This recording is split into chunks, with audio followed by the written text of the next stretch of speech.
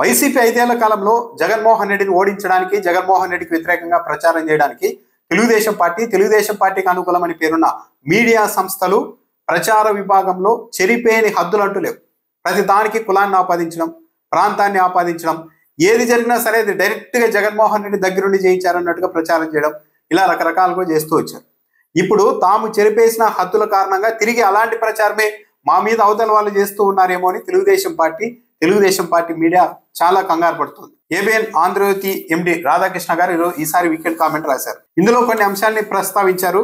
అవి గమనిస్తే తెలుగుదేశం పార్టీ వైఖరి ఏంటి, మీడియా వైఖరి ఏంటి అనేది చాలా స్పష్టంగా అర్థమవుతుంది. చాలా కీలకమైన అంశాలు, ప్రజలు కూడా అర్థం చేసుకోవాల్సిన అంశాలని ఆయన రాశారు. డేటా సెంటర్ గురించి ప్రధానంగా రాశారు.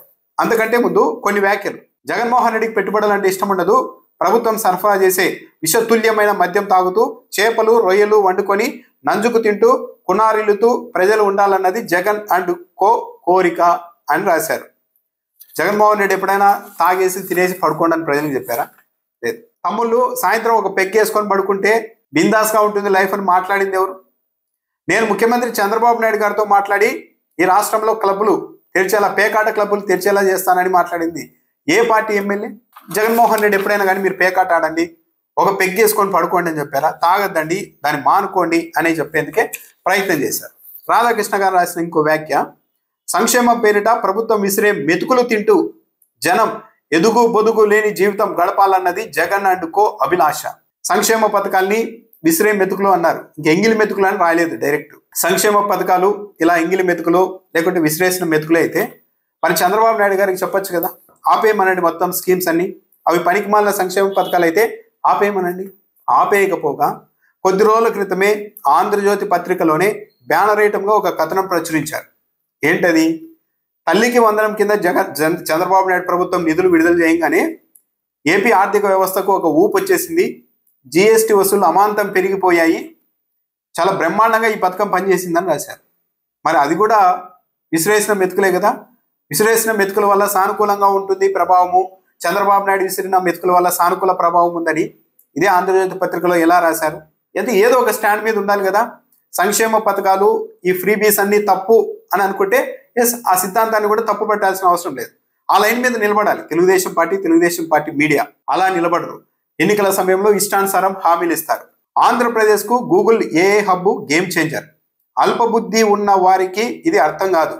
చేపలు రొయ్యల దుకాణాలు ఏర్పాటు చేయడమే అభివృద్ధి అని గొప్పలు చెప్పుకున్న వారికి ఇలాంటి పెద్ద విషయాలు అర్థం కావు. అంటే ఏంటంటే జగన్మోహన్ రెడ్డి మీద సెటైర్. అప్పట్లో జగన్మోహన్ రెడ్డి ఈ చేపల దుకాణాలని రాష్ట్ర వ్యాప్తంగా ప్రారంభించారు. దాన్ని సెటైర్గా వేస్తూ రొయ్యల దుకాణాలు చేపల దుకాణాలే అభివృద్ధి అనుకునే వాళ్ళకి ఈ పెద్ద పెద్ద విషయాలు అర్థం కావు అని అంటున్నారు. సరే, అసలు పరిశ్రమలకు ఈ చేపలు రొయ్యల దుకాణాలకి సంబంధం ఏంటి? చేపల దుకాణాలు రొయ్యల దుకాణాలను అయితే ప్రభుత్వం ఎంకరేజ్ చేయకూడదా? జగన్మోహన్ రెడ్డి ఏమైనా ఎప్పుడైనా కానీ మనకు పరిశ్రమలు అవసరం లేదు, ఓన్లీ చేపల దుకాణాలు రొయ్యల దుకాణాలు చాలని ఎప్పుడైనా చెప్పారా? దానికి దీనికి ఏం సంబంధం? ఇది ఇదే కదా. అంటే తెలుగుదేశం పార్టీ ప్రభుత్వం ఏమైనా చేపల దుకాణాలని బ్యాన్ చేయాలనుకుంటుందా? చేపల దుకాణాలని పెట్టడం, ఆక్వా రంగాన్ని ప్రోత్సహించడం, మత్స్యకారులకు ఉపాధి పెరిగేలా సహాయక చర్యలు తీసుకోవడం పెద్ద బూతు అని ఏమైనా చెప్పదలుచుకున్నారా? పరిశ్రమలకు చేపల దుకాణాలకి లింక్ ఎలా పెడతారు? అంటే ప్రభుత్వము కేవలం గూగుల్ ఇలాంటి వాటివి పెద్ద పెద్ద ఐటీ ఉద్యోగాలు దీన్ని మాత్రమే చూడాలన్నా? మత్స్యకారులు ఇతర రంగాలకు సంబంధించిన వాళ్ళు మనుషులు కాదా? వాళ్ళ బాగోగులు రాష్ట్ర ప్రభుత్వాలు పట్టించుకోకూడదా? చేపల దుకాణాలు అభివృద్ధి చేస్తే ఏమవుద్ది? ఆక్వా రంగం డెవలప్ అవుతుంది, మత్స్యకారులకు ఉపాధి పెరిగే అవకాశాలు పెరుగుతాయి, ఒక సెక్షన్ ఆఫ్ పీపుల్ బాగుపడతారు కదా. దానికి దీనికి లింకు పెట్టి చేపల దుకాణాలు పెట్టడం అల్పబుద్ధి ఆలోచన అని ఎలా రాస్తోంది ఒక మీడియా పత్రికా అధినేతగా ఉన్న రాధాకృష్ణ గారు? ఇంత డైరెక్ట్గా ఎలా రాయగలుగుతున్నారు? సరే, జగన్మోహన్ రెడ్డి డైరెక్ట్గా ఎప్పుడైనా మనకి చేపల దుకాణాలు చాలు, పరిశ్రమలు వద్దు, ఐటీ కంపెనీలు వద్దు అని ఉంటే ఎస్ చూడు జగన్మోహన్ రెడ్డి బుద్ధి ఎలాంటిదో చూడండి అని చెప్పొచ్చు. అంటే జగన్మోహన్ రెడ్డి ఏంటి, ఈ రాష్ట్రంలో ఉన్నవాడు, వాడు పేదవాడైనా మత్స్యకారుడైనా చిన్న పని చేసుకునే కూలి అయినా వాళ్ళ బాగోగులన్నీ రాష్ట్ర ప్రభుత్వం చూడాలి, మరీ ముఖ్యంగా వాళ్ళనే చూడాలి. ఎందుకంటే ఆర్థికంగా వెనుకబడి ఉంటారు కాబట్టి విద్యా వైద్య రంగాల్లో అనేక విధాలుగా ప్రభుత్వమే వాళ్ళకి మద్దతుగా ఉండాలి, ప్రైవేట్ సంస్థలు రావు అన్న ఆలోచనతో జగన్మోహన్ రెడ్డి పనిచేశారు. కానీ తెలుగుదేశం పార్టీ ఐడియాలజీ ఎలా ఉంది? 100 మందిని కొట్టైనా సరే ఒక 10 మందిని బాగు చేస్తే అదే నిజమైన అభివృద్ధి అన్న స్థాయిలో ఉంది. అందుకనే మాటకి రాధాకృష్ణ గారే కాదు, తెలుగుదేశం పార్టీ వాళ్ళకి ఇది ఒక అలవాటుగా మారిపోయింది. చేపల దుకాణాలు, రొయ్యల దుకాణాలు అనేది ఎగతాళి చేసేది. ఎందుకు ఎగతాళి చేయాలి? దానికి దీనికి సంబంధం ఏంటి? పునాదులు కూడా దాటిన వైద్య కళాశాలల నిర్మాణాలని చూసి ఆహా అని ఆశ్చర్యపోవాలని చెప్పుకున్న మాజీ ముఖ్యమంత్రి జగన్మోహన్ రెడ్డి అండ్ కో మాత్రం విషం కక్కడం మొదలుపెట్టింది. ఏది? డేటా సెంటర్ మీద. గూగుల్ ఏర్పాటు చేసిన డేటా సెంటర్ వల్ల పర్యావరణం దెబ్బతింటోందని ఏడుపులు లంకించుకుంటున్నారు. ఇక్కడ గమనించాల్సింది ఏంటంటే ఎంత ఈజీగా వైసీపీ వాళ్ళ మీద బ్యాడ్ ప్రాపగాండా చేస్తున్నారన్న దానికి వైసీపీ వాళ్ళు ఎక్కడైనా సరే ఏ ఎమ్మెల్యే కానీ, ఏ మాజీ ఎమ్మెల్యే కానీ, జగన్మోహన్ రెడ్డి కానీ, మాజీ మంత్రులు కానీ ఎవరైనా సరే విశాఖపట్నంలో డేటా సెంటర్ ఏర్పాటు చేయడానికి వీల్లేదు అని ఎక్కడైనా అన్నారా? డేటా సెంటర్ ఏర్పాటు చేయడానికి స్వాగతిస్తూనే వాళ్ళు చెప్తున్నది ఏంటి? డేటా సెంటర్ వల్ల ఉద్యోగాలు రావు. ఇది నిజం, అంగీకరించకపోవచ్చు కానీ అందరికీ తెలిసిన నిజం. బీజేపీ విష్ణుకుమార్ రాజు గారు కూడా చెప్పారు డేటా సెంటర్ ఏర్పాటు వల్ల ఉద్యోగాలు రావు నాన్న పెద్దగాని. అందుకని వైసీపీ వాళ్ళు చెప్తున్నది ఏంటి? ఇన్ని 22,000 కోట్ల రూపాయల సబ్సిడీ ఇస్తున్నారు గూగుల్ లాంటి సంస్థకి, ఆదానితో కలిసి నిర్మిస్తూ ఉన్నారు. కాబట్టి అంత పెద్ద రాయితీ ఇస్తున్నప్పుడు అక్కడ ఉపాధి అవకాశాలు కూడా ఎక్కువగా వచ్చేలాగా ఒక ఐటీ పార్క్, ఒక డెవలప్మెంట్ సెంటర్ ఏర్పాటు చేసేలాగా మీరు ఎందుకు ఒప్పందం చేసుకోలేదు అని చెప్తున్నారు.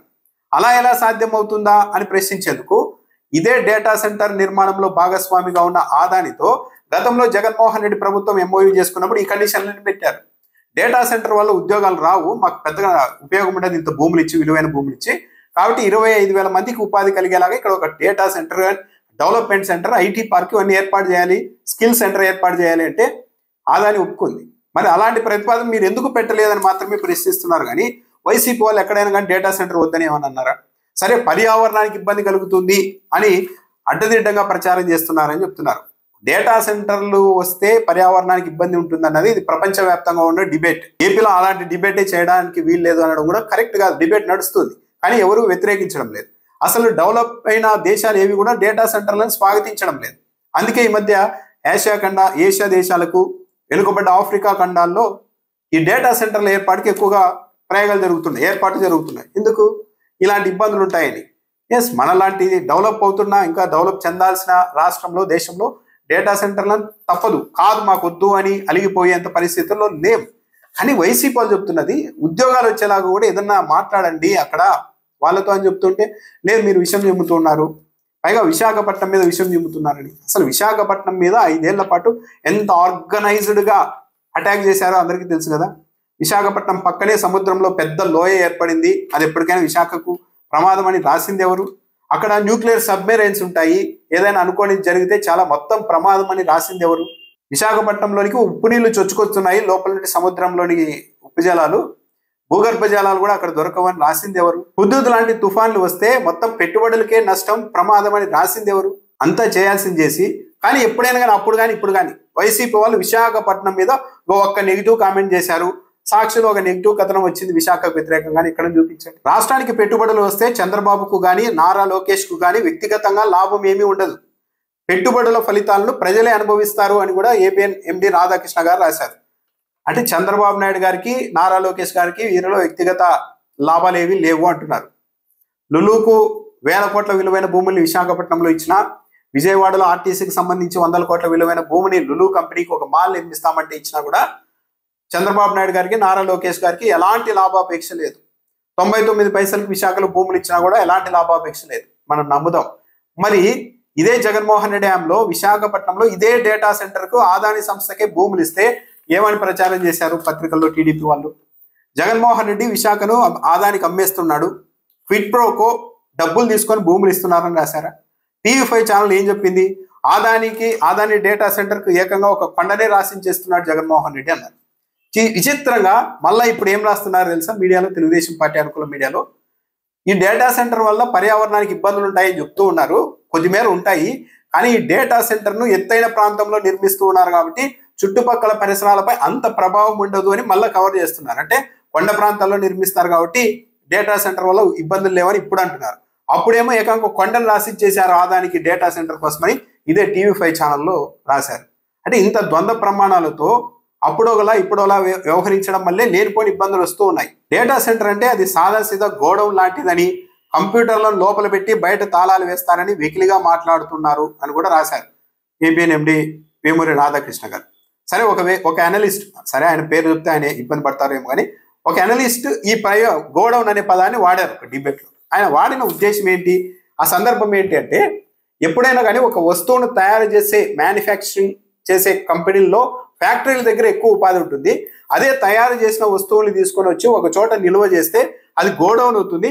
అలాంటి చోట ఉద్యోగ అవకాశాలు ఏముంటాయి, ఒక సెక్యూరిటీ లాంటి ఉద్యోగాలు 4-5 ఉంటాయి అని కాస్త పోల్చి చెప్పారు. సరే, గోడౌన్తో గూగుల్ డేటా సెంటర్ని పోల్చడం కరెక్టా కాదా అని పెడితే ఆయన ఉద్దేశం ఏంటి అంటే డేటా సెంటర్ వల్ల ఉద్యోగాలు తక్కువగా ఉంటాయి అని చెప్పే ప్రయత్నం చేస్తే ఆ ఒక్క చిన్న మాటను పట్టుకొని రాధాకృష్ణ గారు లాంటి వాళ్ళు కూడా చూడు గూగుల్ డేటా సెంటర్ వీళ్ళు గోడౌన్ అంటున్నారు అని చెప్పి మొత్తం వైఎస్ఆర్ కాంగ్రెస్ పార్టీకి ఆపాదించే ప్రయత్నం చేస్తూ ఉన్నారు. అంటే వైసీపీ వాళ్ళు విష ప్రచారం చేయకపోయినా సరే విశాఖ మీద డేటా సెంటర్ మీద వైసీపీ వాళ్ళు విష ప్రచారం చేస్తూ ఉన్నారని వీళ్ళే ప్రచారం చేసి వైసీపీకి డ్యామేజ్ చేసి మళ్ళీ రాజకీయంగా తమకు అనుకూలమైన పార్టీకి మంచి చేయాలన్న ఉద్దేశంతో పనిచేస్తున్నట్టుగా ఉంది.